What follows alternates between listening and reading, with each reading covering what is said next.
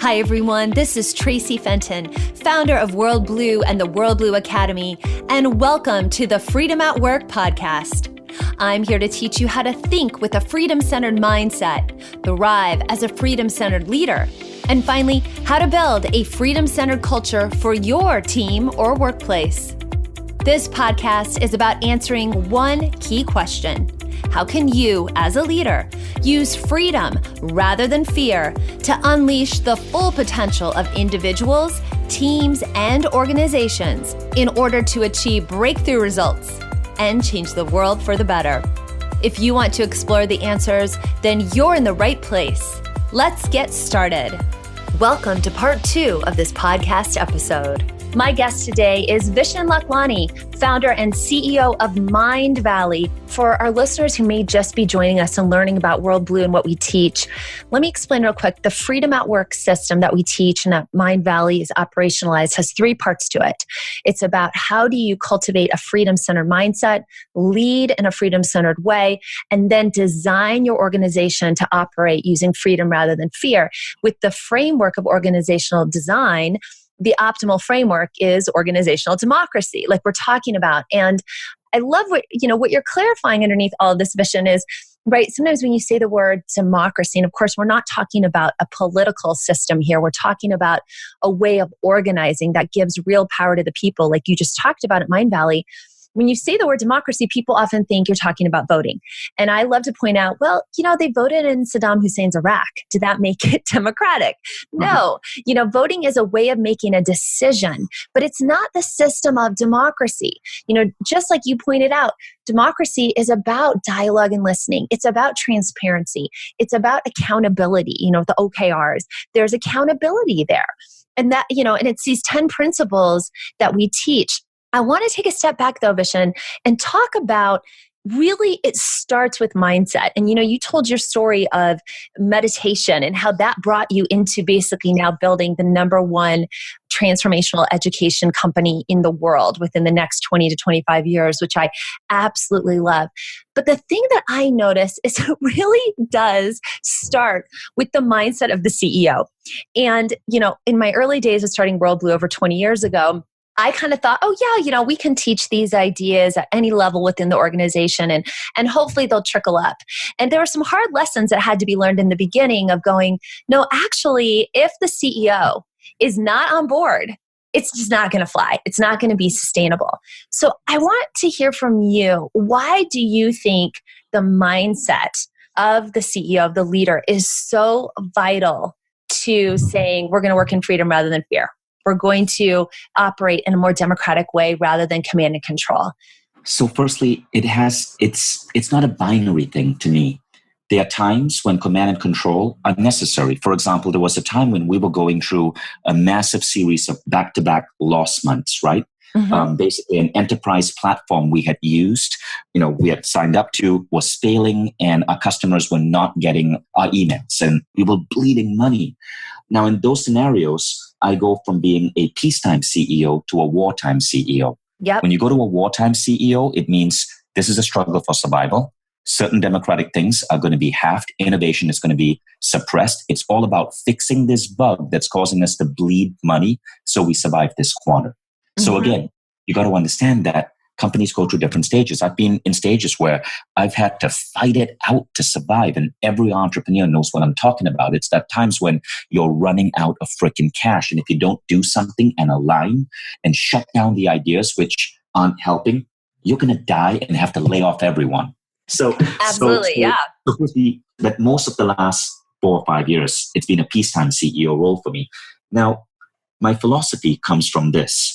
I guess Peggy McCord, in her book, Powerful, Peggy McCord is the woman who worked with Reed Hastings to create the culture for Netflix. So in her book, Powerful, she has this amazing quote, which is really the essence of the book. And it goes something like this.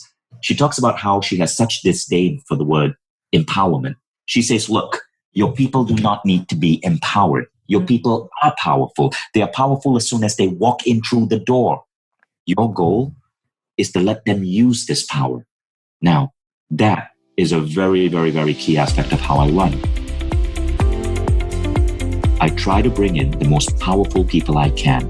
And of course, there are misses. I'd say 10% of the people I bring in don't work out. They are mishire, and we move them to a different place, or in certain situations we have to let them go. There's always, but 90% they have this thing that they're bringing in. And my job is to ensure they can use this power. Now, here's how we do that, right? We ensure that everybody who works at Mindvalley, I tell them, look, I want you to do something so freaking powerful that 1 to 2 years from now, I won't be able to afford you. Like, seriously, I want you to create software that's so revolutionary that Google wants to poach you, or create a marketing thing that's so incredible that you can leave knowing that you never have to worry about a job again, because every damn advertising agency will want you on their payroll. And I challenge people to do that. And sometimes people do that and they leave, and that's great. We stay friends. Many of my closest friends in the world are my ex-employees. But more often than not, what happens is that people do these epic things and they stay because they get to do epic things, and they get to be powerful. Now, out of maybe 10 people I hire, one out of 10 will really go far in this area, and they become legends. They end up speaking on TEDx stages. Several of them have written their own book or been in documentary films, and they still are part of Mindvalley. And I love that. And so I've created this organization where, it's sort of like a multi-headed dragon. It's not just me, I am the CEO, but there are so many incredible, powerful, capable people just crushing it in different divisions, because we've given them that mindset to be powerful. And this power, by the way, it comes from having a vision. You see, one thing I learned over the past couple of years is that you can hire people who are visionaries and they take the company forward, or you can hire people who lack vision. And when you lack vision, what I found is that they tend to, because they lack vision, they lack forward momentum, they can't inspire their team. And because of that lack of vision, they tend to get obsessed with the here and now, with the nitty-gritty of management and drama. And so, to me, in Mindvalley, if you want to be a leader, it's not about your management skills. That tends to come as part of it. It's about your ability to envision a better world, your ability to see forward into the future, to create, to build.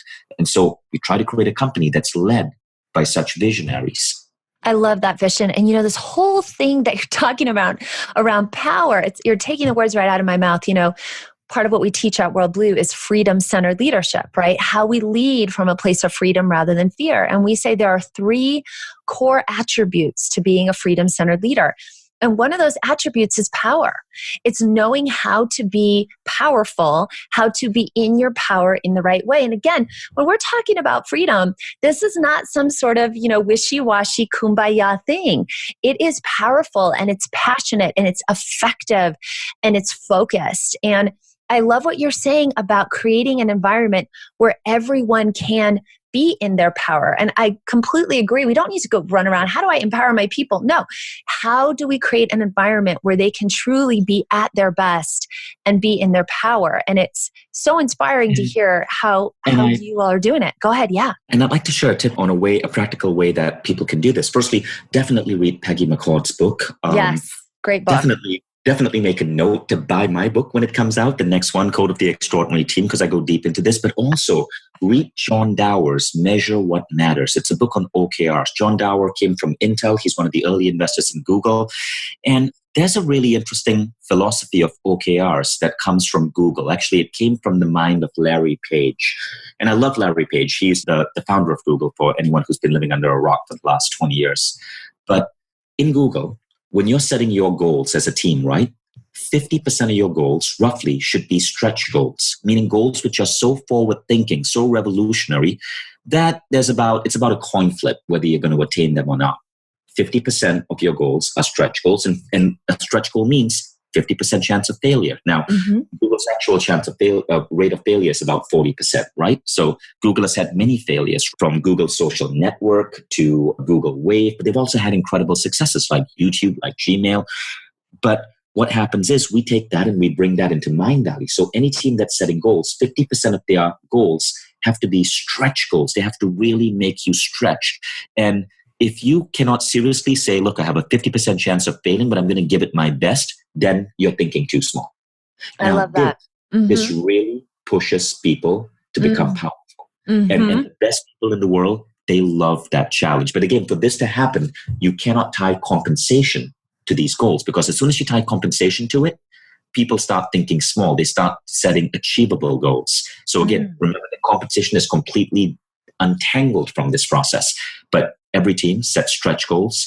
They know that there's a strong likelihood that they may fail, but they do it anyway, because everybody, all amazing people in the world, love a challenge. We are goal-driven animals, and people want to leave a mark in the world. People want significance. And by giving people a stretch goal, you inspire them, you give them significance. Now you make people completely intrinsically driven. And this changes the game of how your company works. So we're able to do so many bold things because our people are bold. They're setting these ridiculously ambitious goals for themselves and pulling them off. Vishen, I want to ask you, a lot of our listeners are entrepreneurs, business owners, C-suite leaders, top leaders within their companies. And often we find we have companies coming to us saying, help our people become better leaders. But the people at the top don't want to do the inner leadership development themselves, which is shocking to me. And so I know that you've been on a journey, but will you just speak to why is it so important that top leaders are also doing the inner work necessary to lead a company from a place of freedom rather than fear? Well, I'll put it this way. I'm going to quote a conversation I had with one of the, I guess you could call him one of the top teachers at MBA programs globally. His name is Professor Sri Kumar Rao. Oh, and, I know Sri Kumar. He's a good friend. Yep. Yeah, so Rao has taught at Columbia Business School, London Business School, Kellogg's, and so on. And, his classes are really popular. I believe he's known for having classes where there's a wait list to get in. But he came to me once. He was speaking at one of our Mindvalley events, and he said, Vishen, we got to change the way business schools teach. And I'm like, what do you mean? And he goes, they have to teach a new, more conscious way of running a business. And I'm like, but Rao, they do that. And he goes, no, you don't understand. What they think is conscious, what Stanford and Harvard think is conscious, is basically teaching business ethics. After Enron, ethics became all of the rage. But no, that's not what I'm talking about. This is what I mean. And so I go, okay, tell me, what do you mean? And he goes, look, what they have to teach and where business schools are broken is with this one concept. Your business is not about your business. Your business is about your growth. Everything has to be about your growth. If you're growing, your business grows. And he went on to say that what he meant by that is that, look, we have to make our lives about our transformation, our rate of learning, our rate of transformation, our rate of becoming a better human being. He went on to say, if your business fails, who cares? Did you grow? If your business becomes $1 billion business, who cares? Did you grow? And he says, when you approach life like that, you grow because your growth is the number one thing. And when you grow, your business cannot help but grow. So that is basically a key principle that I bring in my life. I don't sacrifice my health or my sleep or my gym for my business. I take ample holidays. I don't work more than 60 hours a week, even though I'm crazy busy. And I bring this to my people as well.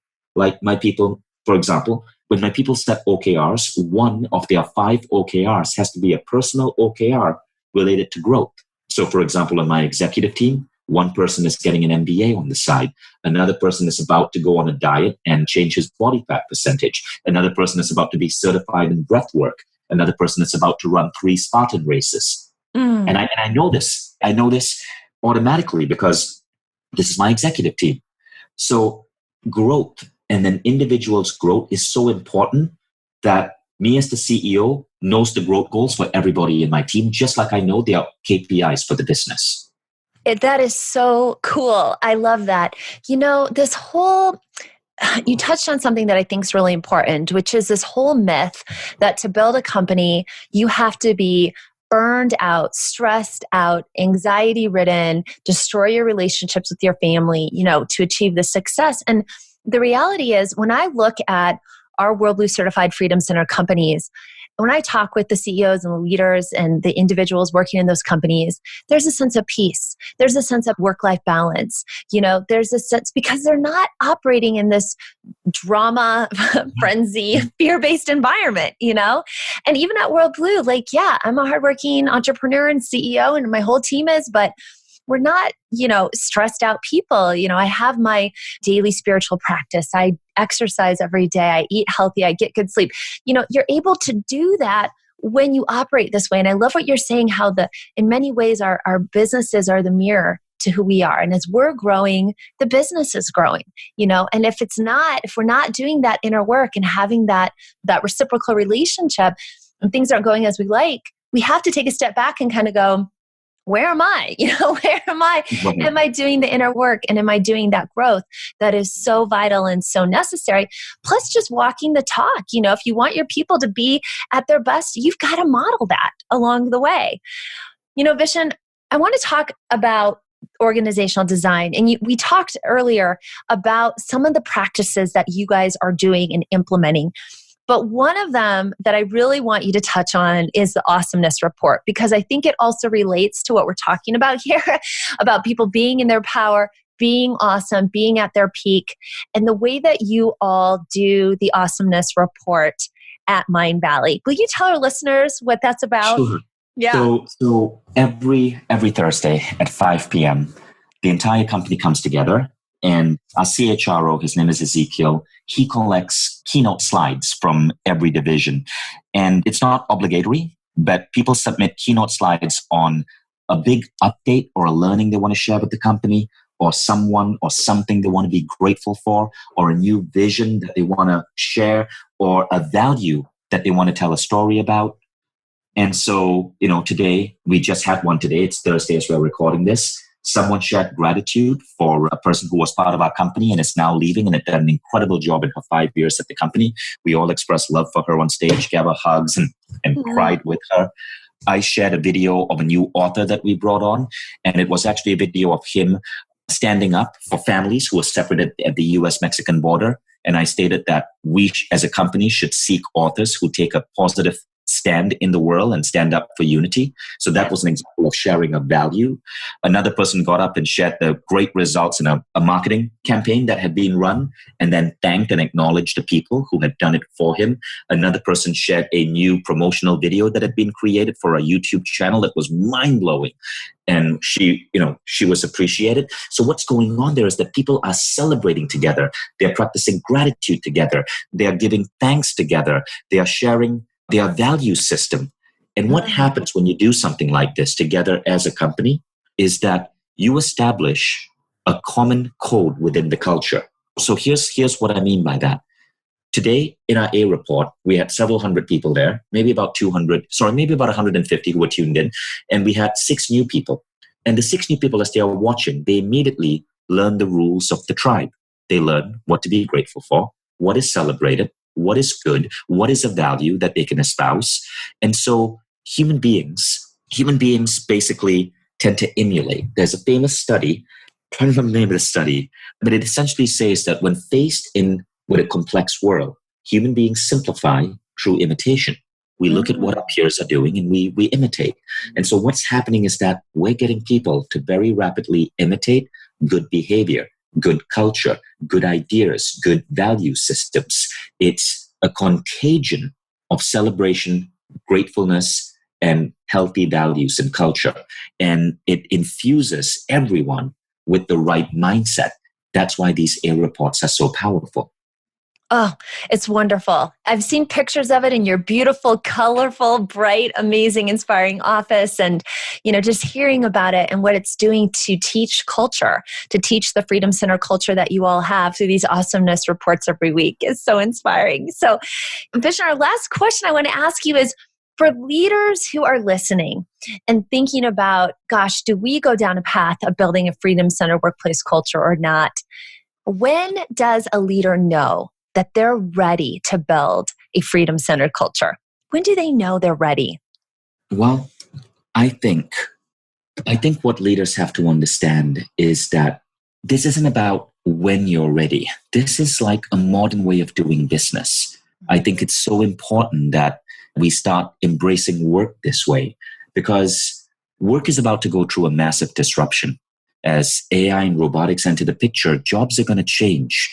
For example, Elon Musk once said recently, it's not a question of whether universal basic income is going to come to America. It's a question of when. Bill Gates has said, if robots take our job, let's tax the robots. Basically, what's going to happen is work is going to be optional.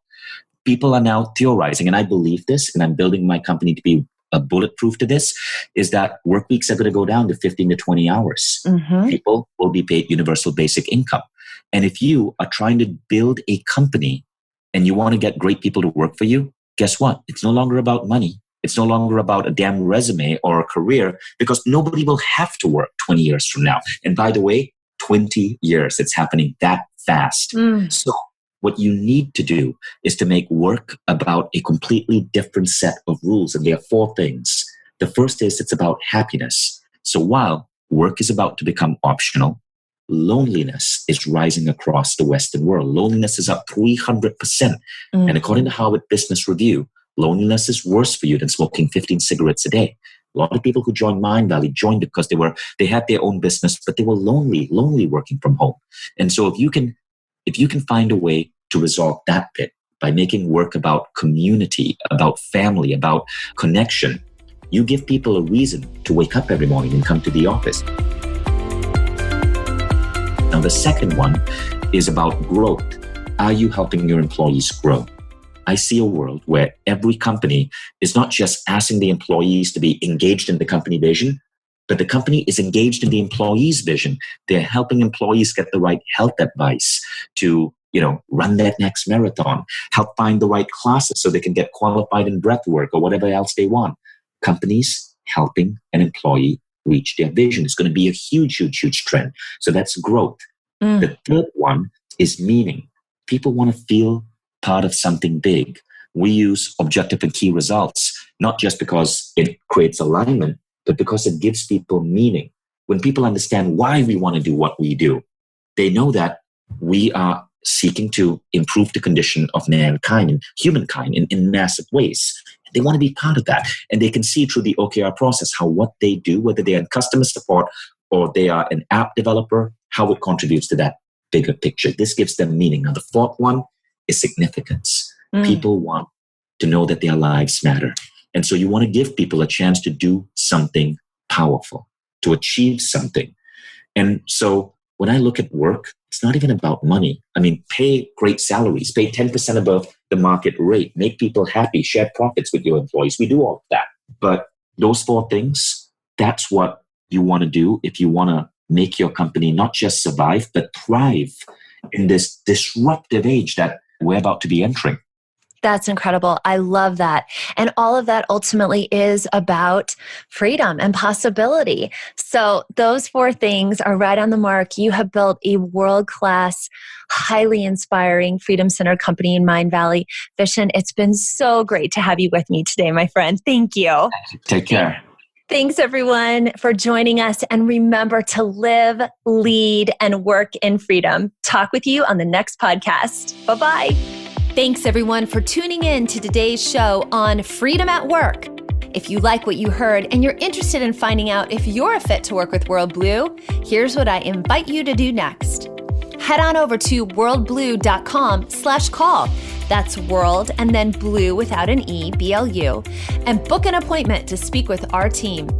We'll get on the phone with you for about 45 minutes and explore how to help you develop a freedom-centered mindset, thrive as a freedom-centered leader, or build a freedom-centered workplace culture. Remember, living, leading, and working in freedom rather than fear in order to unleash your full potential does not happen by itself. You need expert guidance to make it happen.